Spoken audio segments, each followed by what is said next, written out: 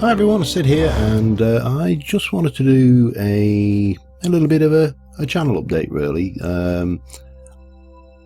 Just obviously I've been away for 2 weeks, just got back from my holidays. Hope you like my tan.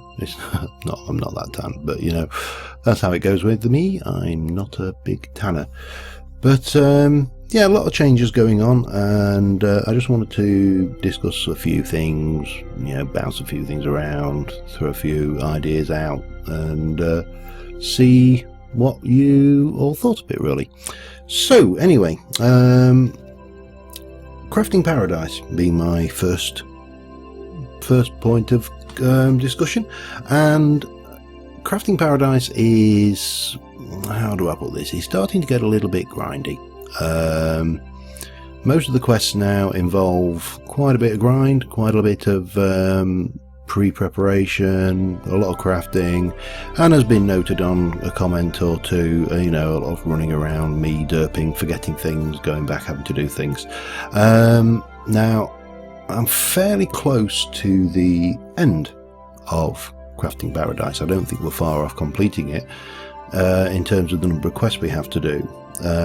So I am going to kind of change up the format a little bit, and by that I mean what I want to do is, where a quest is asking for something which is particularly grindy, for example, say it wants 16,000 glass panes, you know, there's not a huge amount of skill or crafting or anything clever in doing it. You basically, you know, teach the molecular assembly chamber how to do the old crafting thing, tell it to make 16,000, and then wait around for a hell of a long time until it's made 16,000, and then feed them in to the quest delivery system. So where we've got those, I'm probably going to do most of that off camera and get it to the point where we can just go submit and we're done. And where the fulfillment of the quest takes a little bit more effort, say to speak, or a little bit more intelligent thought, or, you know, doing things a little bit differently, my thoughts run along the lines that we can obviously do that on camera. So, you know, if we've got to build some machinery or some gadget to do it, then that's something we can do more on camera. So that said, I think that's probably will get rid of some of the grind element of the actual mod pack, and you know, take us through to the close of that series. Now, obviously, on subject of new series, while I was away, we started with Material Energy 3, and that seems to have been pretty well received by you guys. You know, not a huge amount of comments on there, not a vast amount of comments, but the views and everything, you know, are pretty good. And I'm quite happy with the way that's going. But of course, true to form, I start Material Energy Cubed, and of course in about 2-3 days the release of Material Energy Hypercubed is coming out, which is the new version, generic being one or two other YouTubers have had advanced copies. And so I'm faced with a quandary, and this is where I could do with some feedback, or one of the areas I could definitely do with some feedback. And so the question I've got is, do I continue with Material Energy Cubed? I am enjoying Material Energy Cubed. I think it's, you know, a really well thought out and balanced pack. It's fun, it's got differences to it, new mods that we haven't really played with much, like Minechem and things like that.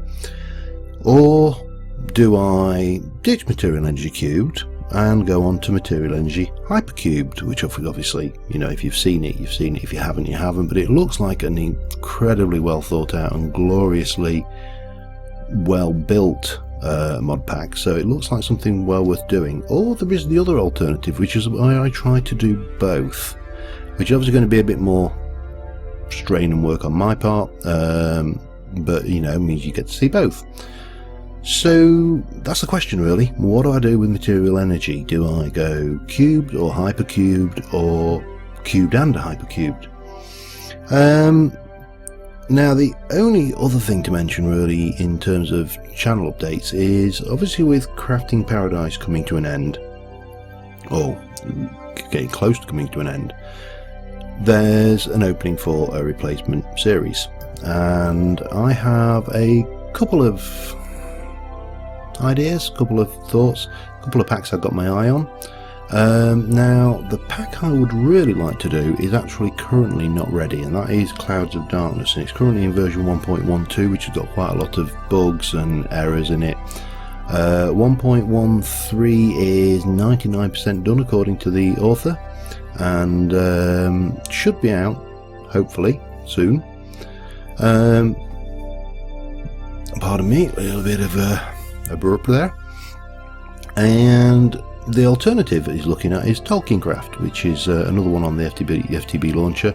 Very different pack. It's an adventure based pack, uses a lot of custom NPCs, it's magic based, and again looks very well done.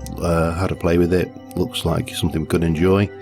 So I could kind of wait till 1.13 of Clouds of Darkness comes along. I could start Tolkiencraft and do Clouds of Darkness a little bit further down the line once it's been better realised, and you know, a few of the bugs and stuff have been ironed out.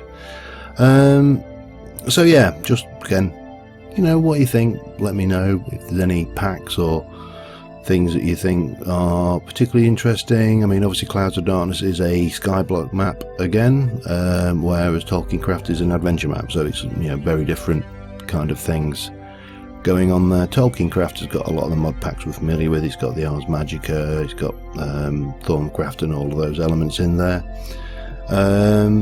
And Clouds of Darkness, whilst it has those 1.7 packs, of course, both of them, it also has some mods in there that may be less familiar, may be less well known to people, and certainly look, you know, to me like they could be interesting to look at. But anyway, I just wanted to really give you a little update, share some thoughts with you, and yeah, do something different. So anyway, thank you for watching and listening to me ramble for however long I've rambled for, and until the next channel update, or until the next stream, which will be this weekend and things, thank you very much guys, and I will see you soon, and bye for now.